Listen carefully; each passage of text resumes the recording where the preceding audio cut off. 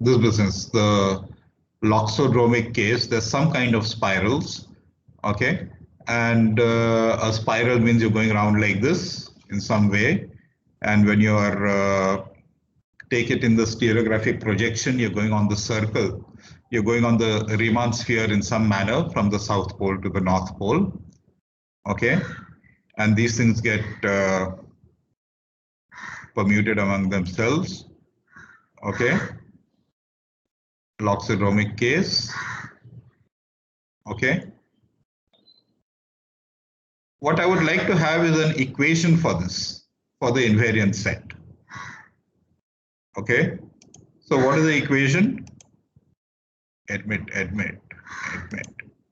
Did you think about it? Find a curve gamma that is left invariant under the loxodromic Mobius transformation. Any suggestions what it should be? So I want a curve gamma, some function, such that S of gamma t, for every t, S of gamma t is another point of gamma of t. Okay. And what kind of equation will you get? You understand that it is some kind of spiral, but what exactly is it? It's not of the form gamma of t is equal to t e raised to it. I hope at least you will understand that. But in this case, the equation that you get will not be exactly of the form t going to gamma of t, which is someone is admitting that. Good. Okay. So the question is, what is it? So people haven't thought about it. So please think about it in the during the problem session at least. This is an interesting question, that what curves are left invariant? And there is a equally interesting question of what are the curves that are permuted among themselves? You know, in the case of elliptic or the hyperbolic case, we had circles are left invariant and these lines are permuted among themselves. In the elliptic case, I mean, this is the point with elliptic, there are circles that are left invariant. When you had a hyperbolic case, it was the lines that are left invariant and the circles that are permuted among themselves. Okay. And here you're going to have some kind of spirals that are invariant. Okay. And what should get permuted among themselves? And from your experience, you should know that the curves that are permuted among themselves should be. So what is happening in these two cases?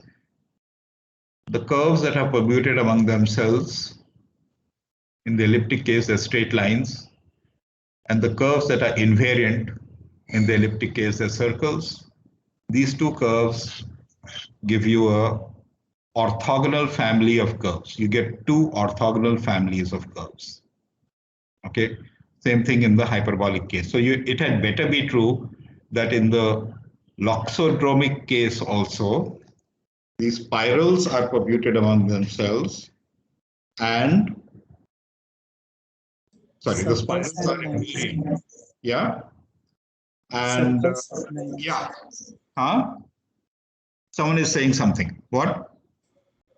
Circles centered at origin and lines passing through origin. No, that's in the case when you have hyperbolic case or the elliptic case. Now I'm talking about what happens in the loxodromic case. Okay. View lobby. So I should go here. How come there's no lobby here now? View lobby. And then I should say admit all if I'm doing this. So the question is that what happens in the case when you have these loxodromic things? The invariant sets should be, invariant curves should be some kind of spirals, which you have to find the equation of. And what do you think the things that are permuted among themselves should be things that will be a family of curves that are orthogonal to these spirals that you have, which are invariant. So the question is, we are given this family of curves that are spirals, which are invariant, quote unquote spirals. Okay, they're not real spirals in the classic sense. But if you have this family of so-called spirals, which are invariant, what do you think the curves, the family of curves that are orthogonal to this family of spirals, what should those curves be? So what are curves that are orthogonal to spirals? Any idea?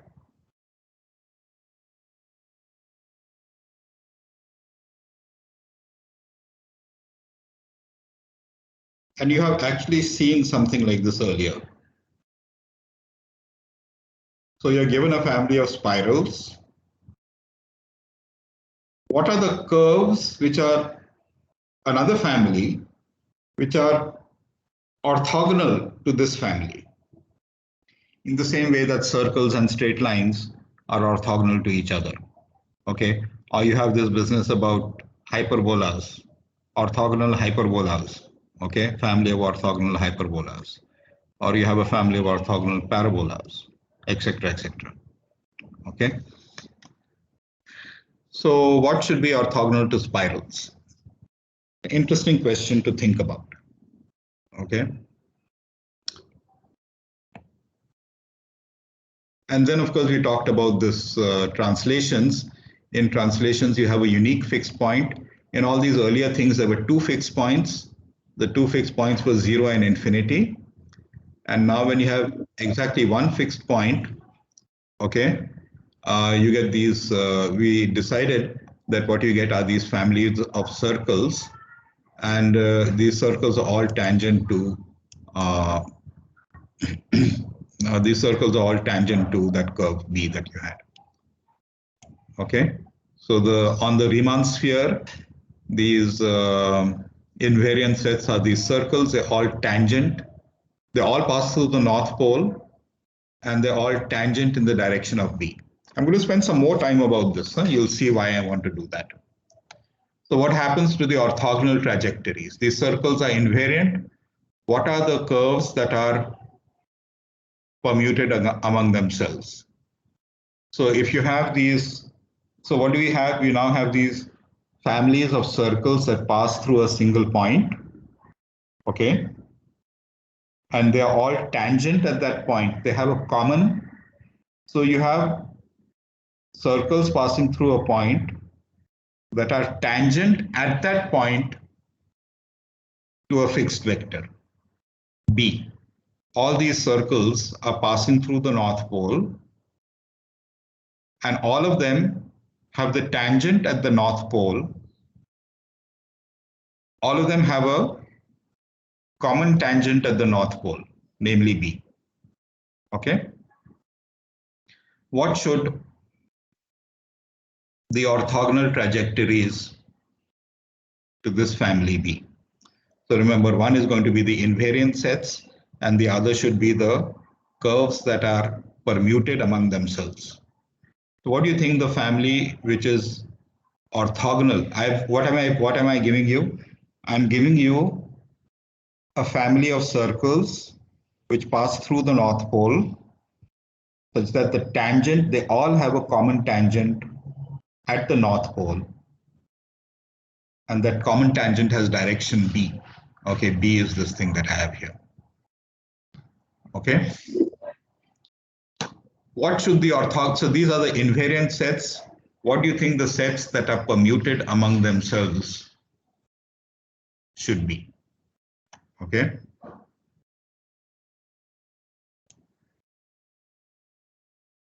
Admitted. Okay. So I had sort of said this, I've drawn it later on, but anyway. Okay, in the parabolic case, what you get is another family of circles which also pass through the North Pole, which all have a common tangent at the North Pole, which is perpendicular to B. Okay, so these are pictures in the North Pole. What is a picture in the plane? Okay, So this is, I want to spend a little bit of time talking about this. So what you have it, what I was talking about earlier was that you have these two fixed points, which are 0 and infinity. And these two fixed points are very far away from each other. 0 and infinity are very far away from each other. What happens if the fixed points are closer together, which are not at an infinite distance apart? Okay, so those two fixed points are psi minus and psi plus. Okay, and what happens in this case? So what you want, the invariant sets will be, again, what will they be? They will be circles which pass through psi minus and psi plus. So you have this family of circles which pass through psi minus and psi plus.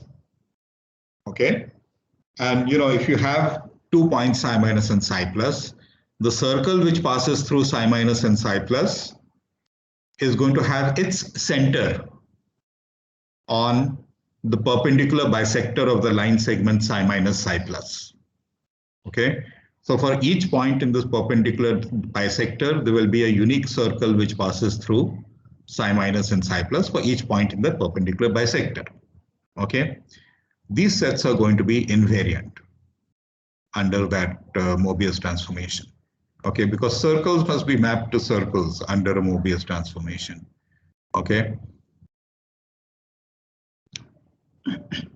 and that circle, because psi minus and psi plus are fixed points, the circle must be a circle which passes through psi minus and psi plus, and therefore this circle is mapped to itself. I'm not to itself, but to another circle of this kind under the Mobius transformation. Okay, what are the orthogonal trajectories? So the orthogonal trajectories are going to be, they're not circles now. Okay, the orthogonal curves. So the question is, what are the curves? If you have these family of circles which pass through two fixed points psi minus and psi plus, okay, so each circle is defined by the distance between a point on that. So how are these circles defined? So they're defined by all those points such that the distance between z and psi plus is equal to the distance between z and psi minus. Okay, and you want to take all other points which are this. It's getting too complicated to talk about it. The picture tells you more. Okay, and if you understand what a Mobius transformation does, the Mobius transformation, okay, maps symmetric points symmetric with respect to the circle to points symmetric with respect to the circle. Okay, so what is that curve which does that? So the orthogonal curves are again, the orthogonal curves are again circles with centers at point P, which is on the line psi minus psi plus. Okay, and the radius of the circle is the distance between P and psi plus multiplied by the distance. It's the geometric average, okay, of the distance between the point on that line, horizontal line, between the distance between the point and psi plus and psi minus. So the orthogonal curves are also circles. Okay. So remember, I have these two families of things. I have circles passing through psi plus and psi minus, and the orthogonal things are also going to be circles which have centers on here the circles have centers on the line bisecting psi minus and psi plus, and here the circles are going to have centers on the line joining psi minus and psi plus, and they have radius which is this. So putting all these two things together, we have a picture like this. These are one family of curves, the circles passing through psi minus and psi plus, and this is the other family of curves. Okay. So what happens to the in-between regions? Okay. By the way, the red lines and the blue lines also have names. Okay. One is called the red lines are called equipotential surfaces, whereas the blue lines are called the lines of flow or the flux lines. So we have flux lines and equipotential lines. And the flux lines in this case, because you have my Mobius one, flux lines are orthogonal to the equipotential lines. Okay, so I have these pictures, and what is even nicer is that what happens to the regions which are bounded by the flux lines and the equipotential lines, okay, under that Mobius transformation, elliptic Mobius transformation. And suppose, you know, you have elliptic thing, so it's some rotation, and that rotation is through pi by 4. Okay, suppose, okay. Then you can say more about which region is mapped to which region. Okay, for example, this small triangular region here will be mapped to that region, which will be mapped to that. That is what I've written here. Psi minus 1, 2. Psi minus 1, 2. Under the Mobius transformation gets mapped to psi minus 2, 3, which gets mapped to psi minus 3, 4 under the Mobius transformation. Not just that, you know, here I've just drawn one equipotential thing. Suppose I have this region between two equipotential things. So you have now a little rectangle, okay? And you should try to convince yourself that these little rectangles, so which rectangle? 2AB3, have I written that? What happens, so if you have rectangles, okay, then what you have is that 23BA, what do I have written? Why have I written? 23BA is going to get mapped to, what have I written? ABCD, have I written ABCD? 23BA. No, this is in the hyperbolic case, I'm telling you. No, this is in the hyperbolic case that it goes in this way. But in the elliptic case, what you have is that 2AB3 is going to be mapped to the next one. Okay, so it'll be 3B, then this is going to have some intersection, two intersections, there'll be another curve like that. And then so that intersection, and then 4, 1, 2, 3, and where these two intersect. So rectangles are mapped to rectangles in a anti-clockwise manner here, and rectangles here are mapped to rectangles in a clockwise manner here. Rectangles are these deformed rectangles. Okay, and this happens when, so there are 4. So after you do this 8 times, you'll get back to the identity. And what happens if your theta naught is a rational multiple of pi? How do these things behave? Okay, and what happens if theta naught is not a rational multiple of pi? What happens to this picture? What gets mapped to what? I hope you understand that these are very interesting questions. Okay, so it's elementary, straightforward, elliptic case. What happens if the rotation is, first of all, a rational number? Rational multiple of pi. And what happens when it is a irrational number? Irrational multiple of pi. Okay, how do these pictures change? And again, there must be some of you who know much more about Python programming and Scilab and whatever. These are very interesting exercises to do of graphically trying to understand the dynamics of this seemingly very elementary map, which is rotation. Okay, so dynamics of this rotation is also, of this simplest case, the rotation is complicated itself. What happens if you're rotating by a irrational number? And all of you know that this leads to very interesting mathematics.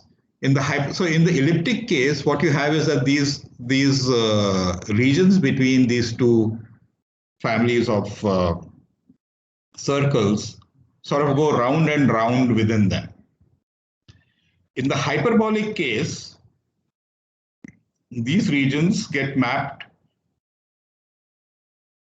whatever written, 23BA is going to be mapped to ABDC, which is going to be mapped to CDFE, which is going to be mapped to EF 3 prime 2 prime. The point is you're going from this region here, 23BA is sort of going to be mapped to the next region on the right, which is going to be mapped to the further region on the right, which is going to be mapped to the further region on the right, which is going to be mapped further here. In other words, areas which are near psi minus, take a small square which is near psi minus. As you apply this hyperbolic business, that is going to go over into a small area near psi plus. And this is going to be happening to all these things. Such a thing is called a, I've written it, okay. Such a thing is called a source. So psi minus, in the hyperbolic case, psi minus is your source and psi plus is the sink. Okay. So again, you have seen some pictures about this. Those of you who have done some dynamical systems have seen pictures of this kind. What are sources and what are sinks? Okay. What happens in the parabolic case? Okay. So in the parabolic case, we know that the invariant sets are these blue lines. Okay. Equipotential surfaces are these which are orthogonal. As you can see, I'm not a great artist, but I hope that you understand what that blue and the red business means. One are the invariant sets and the other is the equipotential orthogonal family.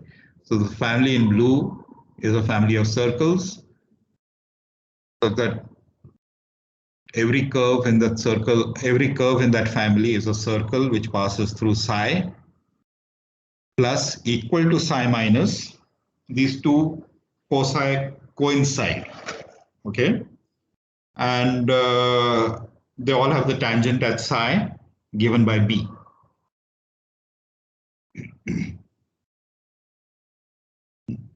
These are the invariant things. The things that are permuted among themselves are the red things. The red lines are the family of red. The lines are circles which are orthogonal to the family of blue lines. They are the equipotential surfaces. Sorry, those are the flow businesses, and the blue ones are the no, the red ones are the equipotential surfaces, and the blue ones are the flow lines, flux lines. And I hope you can beginning to see that there is a great deal of connection between lots and lots of very interesting mathematics. So in this case, what is going to happen is that how do they, so we know these lines, these two orthogonal families, what happens to the in-between regions? And if you try to think about it,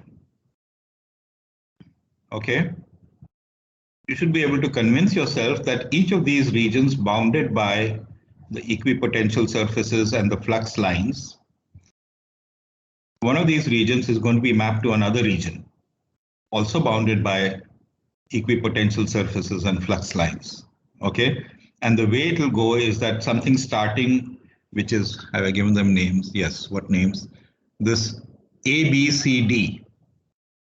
Okay, that little square is going to be mapped to DC, FE. So A, B, C, D is going to be mapped to DC, FE, which is going to be mapped to FGHE. So this region, I don't know if you can see this, my arrow when I point to this region. Can you see my arrow when I point here? Yes, sir. So this, good, you can see the arrow. Okay, so this particular region in this parabolic case is going to be mapped to this region, which is going to be mapped to this region, which is going to be mapped to the next region. And in the next region, I mean, I don't want to have a triangle there. I should also have a square. So I should draw another circle of a smaller radius. And that is going to go to this region, this square, and this square. And the sizes of those squares are going to get smaller and smaller and smaller. Okay. So there's sort of a, what should one say, rotation and expansion for some time, and then rotation and compression for some other time, and very special manner. Okay. So the rectangle ABCD goes to DCFE, have a DCFE, which goes to EFGH, which will go to another rectangle, which is a very small rectangle here, which will go to an even smaller rectangle here, and so on, under each iteration of the parabolic Mobius transformation. Okay. So very good. We have drawn some pictures here in these cases that are the simplest cases. What happens in the loxodromic case? Okay. What gets mapped to what? And this is actually this is something that you really do need a computer to draw. So the invariant sets are some kind of spirals. And they're not just spirals, but they're not really spirals. A spiral is gamma of t equal to t multiplied by e to the it. Okay. And those of you who have done some dynamical systems know that this occurs naturally. Okay. T e raised to it. By the way, where does t e raised to it occur in dynamical systems? Does anyone know?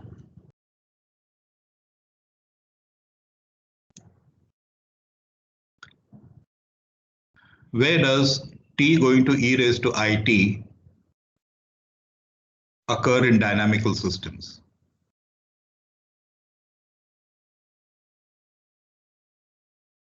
Or differential equations, where does it occur or how does it occur?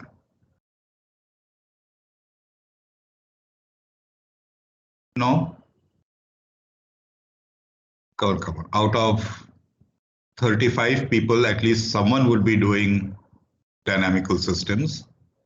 And whenever you're doing dynamical systems, differential equations, you will know that gamma of t equal to t e raised to it is something that occurs naturally. Where does it occur? And in fact, yeah? It has matrix complex matrix.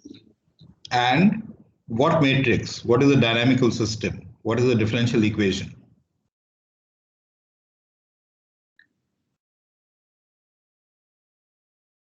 No? So it does occur very naturally somehow or the other. Okay. And I hope some of you will spend time trying to figure out where it occurs naturally. It is important. I mean, there are these elementary things that are actually quite important. And you should think about where does gamma of t equal to t e raised to it? Where and how does that arise? Okay, so what we want now is what happens in the loxodromic case. So you have some kind of spirals. These are supposed to be your invariant sets.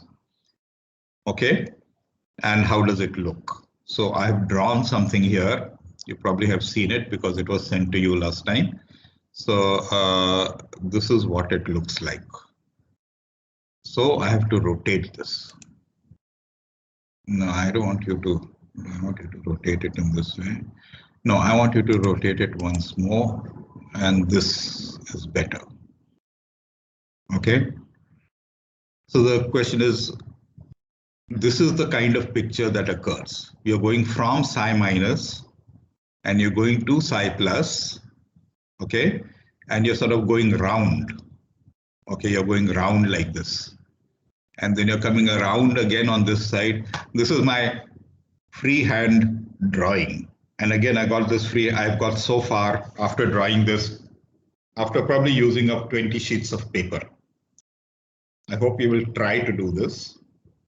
And you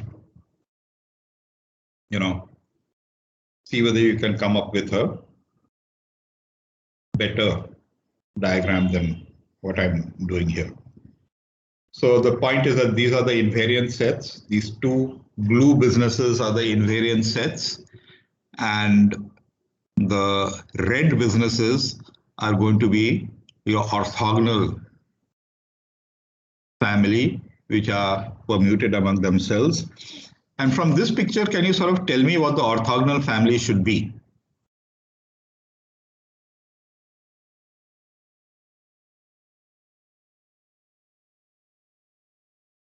What is the orthogonal family? Yeah, They look like self-orthogonal something. they look like, Self-orthogonal. they're not really self-orthogonal, but first of all, you expect that, okay, you expect that the orthogonal thing should also be some kind of spiral, first of all, okay? Yes. And how does the spiral look is a kind of question, okay?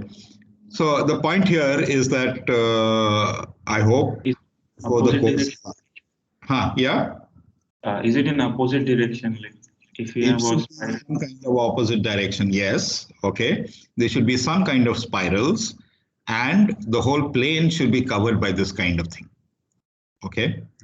So how would you draw that, okay? And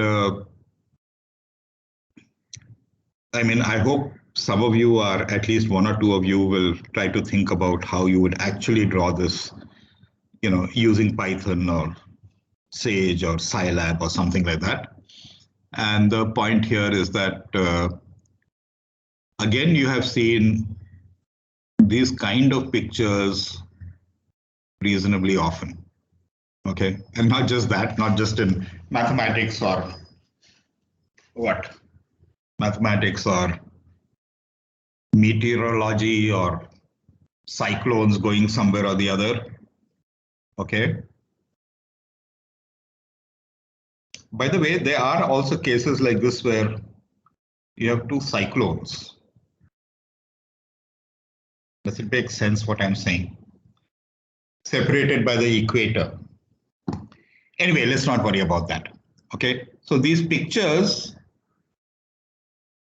are actually important. And remember, you have 2 points. You have two kind of places where the behavior is very extreme.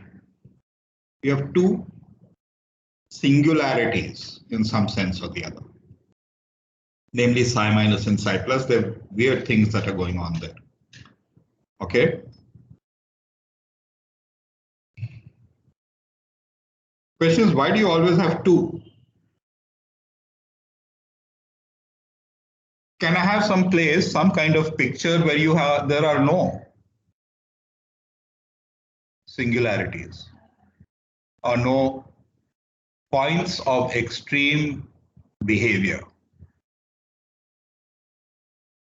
Do you understand what I'm trying to say? You see, in each of these cases, see here also you have 2 points of extreme behavior, but these points of extreme behavior are coinciding. Okay, so even though it looks like only 1 point of extreme behavior, this is the limiting case of when you have 2 points of extreme behavior which coincide. Here also you have 2 points of extreme behavior. Okay, here also you have 2 points of extreme behavior. Here also you have 2 points of extreme behavior.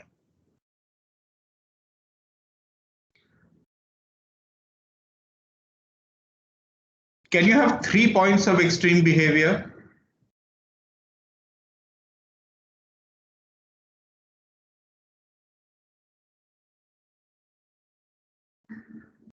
Whatever I mean by extreme behavior, because I've not told you what I mean by extreme behavior. Okay. Okay, so that is one thing I want you to keep in mind. Why are there 2 points? And are there other surfaces on which I can have vector fields which do not have any points of extreme behavior?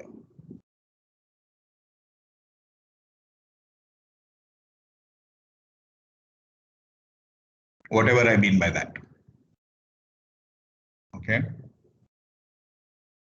So suppose you're on a donut. Can you have vector fields on the donut which do not vanish anywhere? Does there exist a nowhere vanishing vector field on a donut shaped object? Does there exist a nowhere vanishing vector field on a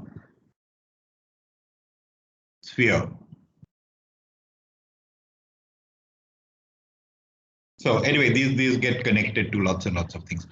By the way, have you seen some kind of picture like this in actual physical systems?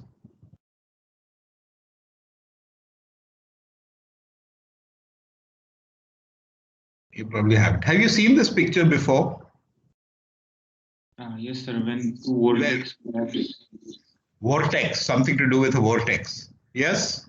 Okay. Yes, when two This is- vortex collapse. It seems like. So two vortices coming together. That's correct. Okay, this has something to do with vortices coming together. But even before you talk about vortices, okay,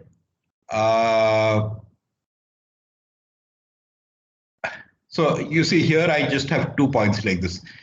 Can you have a sequence of points like this? Okay, infinite sequence of points like this. Okay, so anyway, okay, I'll come to that in a little while. Let me go back. So I want to go back to proper things. Okay, so loxodromic, you have these spirals, and it's a very good exercise. I hope one of you will write a proper Python program which will produce this. Okay, what these pictures are. Okay, an orthogonal thing should also be spirals in some way or the other. So, so I just want to go through the same thing again, what I've just said so far. I'm going to say it in a slightly different manner. So note that near the origin, at an elliptic point, so I'm thinking of it again on the Riemann sphere. So your fixed points are 0 and infinity. Sorry, fixed points are the South Pole and the North Pole. Okay, and South Pole, you know, I identify with 0. Okay, so near the elliptic points, near this fixed points, 0 and infinity, suppose I'm talking about 0. The invariant curves are circles, and the permuted curves are segments of straight lines pointing outwards. That is what I have. Oh my God, it's my other picture, other business. Where am I? Here, okay. Invariant sets near the circle, near the South Pole are circles, and the things that are permuted are these straight lines. This is going to happen at the South Pole. It's also going to happen at the North Pole. Okay. This is what happens when these two fixed points are very far apart. Now I bring the North Pole closer to the South Pole. Okay, so I have these latitudes and longitudes. Okay, I want to keep the latitudes and longitudes sort of essentially the same and bring the North Pole closer to the South Pole. What happens to the North Pole? What happens to the latitudes and longitudes? Do you understand what I'm trying to say? So you have the sphere, you have the Earth, and you have the North Pole and the South Pole, which are very far apart. And then I have these latitudes and longitudes. Okay. Now suppose I keep these, I do not deform the latitudes and longitudes too much, and I start moving what I call the North Pole towards the South Pole. Move the North Pole and South Pole together. Do you understand that what's going to happen is that those things, those pictures, those what I want to call it, the latitudes are going to become the circles around psi plus South Pole and circles around North Pole. And your longitudes are going to go from the North Pole to the South Pole. Yeah.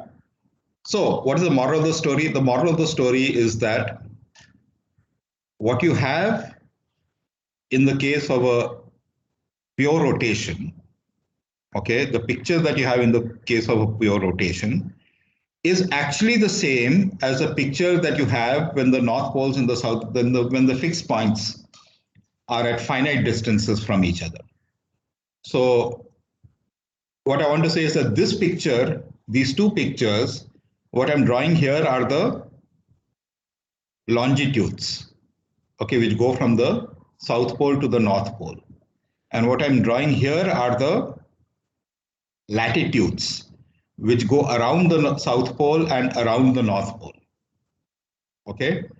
So the moment the distance from the north pole and south pole is not infinite, but they become finite, then that picture that I had, which was the exact picture when the south pole and the north pole were very far apart, gets, what should one say, deformed into this picture, gets deformed into this picture. Okay. Remember, these are the longitudes, the blue lines, and the red lines are the latitudes. This is the latitudes around the south pole, this is the latitudes around the north pole, and this is your equator. So this is a consequence of that first picture that we have. Then what is the limiting case? The limiting case will be when psi minus, the distance between psi minus, previously the distance between psi minus and psi plus were infinity, 0 and infinity. Then I bring them to a finite stage, those latitudes and longitudes become this picture. In the limiting case, when the distance between the north pole and the south pole becomes 0, what happens to this picture?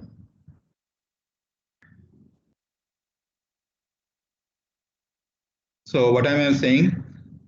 Stare at this picture, and what is going to happen when the distance between psi minus and psi plus tends to 0?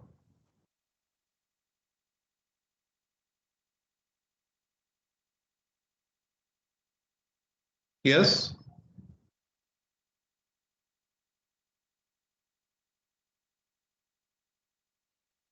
What happens to this picture when the distance between psi minus and psi plus tends to 0?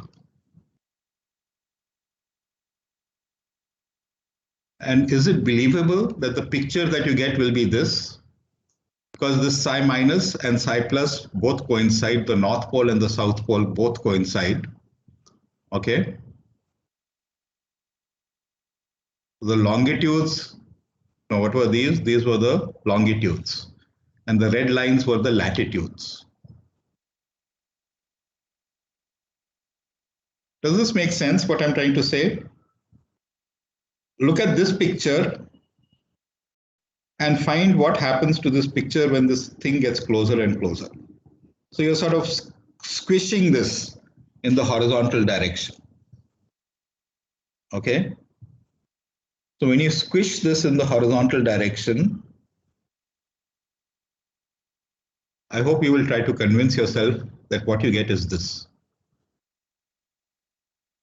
Okay. So what am I trying to tell you?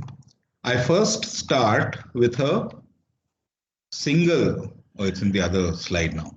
I first start with a, know that when the origin are at an near an elliptic point, invariant curves are circles, permuted curves are straight lines, segments of straight lines pointing outwards. The same business is near the north pole. Okay, circles when two fixed points, and when these fixed points are far apart, the behavior near those fixed points are circles and straight segments of straight lines, circles and segments of straight lines. As the two fixed points psi minus and psi plus get closer together, these two fixed points starts influencing each other, and the invariant curves are deformed circles with psi minus and psi plus as centers, and the permuted curves are deformed straight lines, that is curves passing through psi minus and psi plus. Okay. Invariant curves are equipotential surfaces, permuted curves are flows or flux lines. In the limiting case, when psi minus and psi plus coincide, the invariant curves are circles which pass through psi minus equal to psi plus equal to psi, whose tangent is in the direction of psi minus psi plus. Okay, and the permuted curves are the other ones. So do you understand that what is going on is, where am I? How do I get this? I get this picture from taking this picture and moving psi minus and psi plus closer together. So what am I doing? Do you understand that what I'm doing is, in some sense, what I'm drawing here is a magnetic field. This is the magnetic field with a north pole and a south pole. This is the psi minus is the south pole, psi plus is your north pole. This is the magnetic field, okay? And these are the equipotential surfaces in some sense, yeah? So this you can think of as the magnetic field of the Earth. That is what the blue lines represent, okay? When psi minus and psi plus get closer and closer together, you get this picture. And I hope you understand that this is also the picture of the magnetic field of the Earth. Only the trouble is that now your North Pole and South Pole, we never draw horizontally. We always draw the North Pole and South Pole vertically. Okay. So here also, you should think of this is the magnetic field of the Earth when you're looking at it from a point which is very far away from the Earth, because then the North Pole and the South Pole coincide. So when you have these two poles coinciding, okay, previously what you had were two different North Poles and South Poles. And now these North Poles and South Poles coincide. Such a thing is called a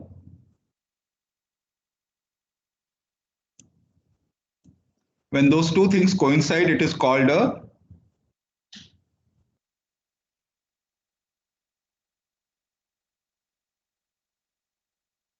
that picture that I have is the picture of the magnetic field of a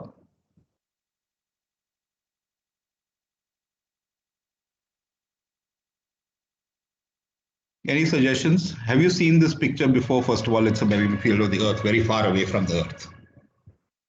Okay.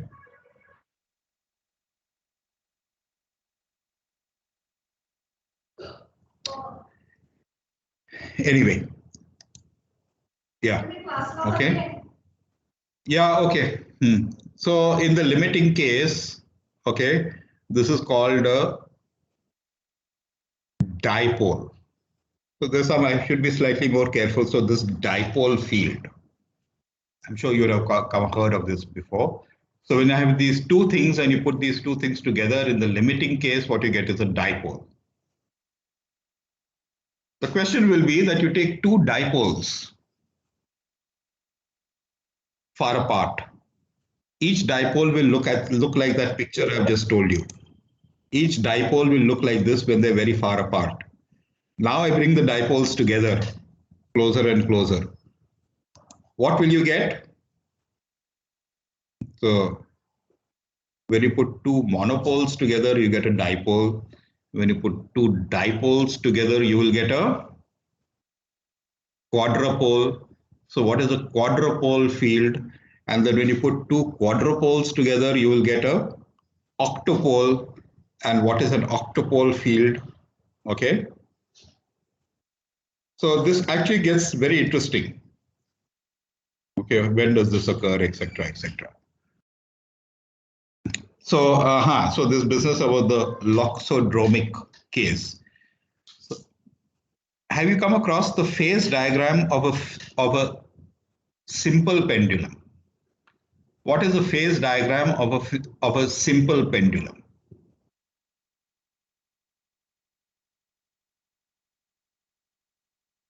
Yes.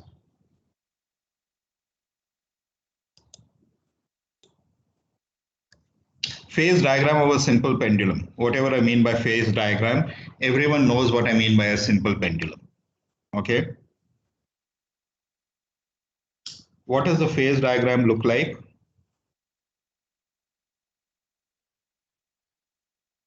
No? John Gahn, someone should know about the phase diagram of a simple pendulum.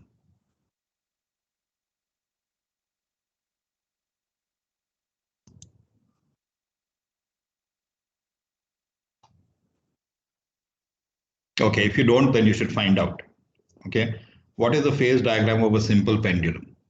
And my next question is, what is the phase diagram?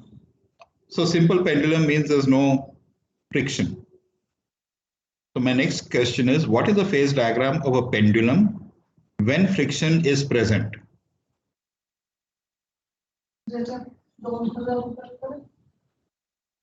Still. Yeah. So what is the phase diagram of a pendulum when friction is present?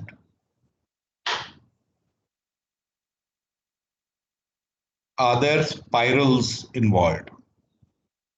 What do the spirals look like? See, physically, you should understand that when you have a pendulum without friction, ideal pendulum, and you start it in motion, it will continue in that motion. So it will be curved. What kind of curve? Tell me, what kind of curve? Some parabolic curve. Parabolic. Why should it be parabolic? Parabolic goes off to infinity. No, half parabolic. Like Half, no, why should it be parabolic? My question. What should it look like? Physically, what is going to happen? Yeah, it will be periodic. If you have a frictionless pendulum, then this business will be periodic. Okay, we all know that's how you keep time. Okay, the pendulum going back and forth. If you have friction, will it be periodic? No. It will not be periodic, because after all, you expect that after a certain amount of time, the vibrations or the what do you call it, the oscillations will become very small. I'm not saying that they will become zero. They will never become zero. But after some time, the oscillations will become very small, and they'll become so small that you can't measure it. It will be less than the diameter of an atom, and therefore you will say that it has come to stop. Yes, but mathematically, it will never stop. But how would you describe the phase diagram of a pendulum? And can you understand that there are spirals involved there? Okay, the spirals are very complicated spirals. They cannot be described in terms of, the functions that sines and cosines and whatever. Okay, but they are very complicated spirals. And again, the dynamics there is very interesting to actually describe what the phase diagram of a pendulum with friction is. And you will get these spirals which go around each of the equilibrium points. Okay, so I hope you will spend a little bit of time trying to understand where spirals come from. Loxodromic businesses are spirals. Okay, but the equation of the spiral is complicated. And this arises, all we are doing is playing around with Mobius transformations, nothing else here. Okay. So anyway, what is the moral of the story? The moral of the story is that there is very interesting dynamics that is going on, even when one is talking about, these elliptic businesses or the hyperbolic businesses or the loxodromic businesses or the parabolic businesses. Parabolic corresponds to dipoles. Okay.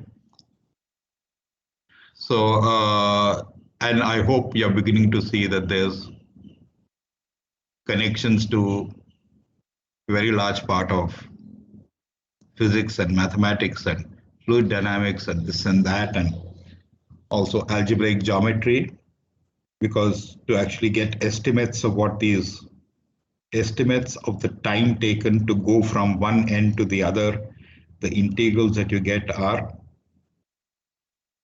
what are called these, theta functions and various things with that. Anyway, so this is the point here is that at each stage, whenever you're trying to read anything, try to understand what the dynamics of that system, what gets mapped to what. This is usually a difficult question and also usually a important question. Okay, so I should stop here. 16:31. I've gone 1 minute over time. So 2 minutes I'll spend. Any questions? I hope you have lots and lots of questions, and there are lots of things you have to do. No? No questions. So I hope someone who has more expertise than I do in drawing these pictures, write a Python program. Of course, if you have MATLAB and if you have Mathematica, it gets even easier. But you don't have to do it in Mathematica and MATLAB. You can do it in Scilab or Python. You can write the code yourself in Python and draw these things. It's a good exercise which if you do it, not only will you come up with very nice pictures, but you will also learn a great deal about this subject by writing down this Python code for drawing these things. Okay, it's not very difficult. Unfortunately, I don't know how to do it. I'm of a generation that is different from yours, but I suppose I should learn. So if one of you people do it, then you can teach everyone else how to write this code to generate all these very nice pictures. Okay, so if there are no questions, I keep on talking, which is not good. But as usual, do think about these things and do try to understand what is the meaning of these flux lines and equipotential surfaces. Okay, these ideas are quite important. So shall we stop? No questions?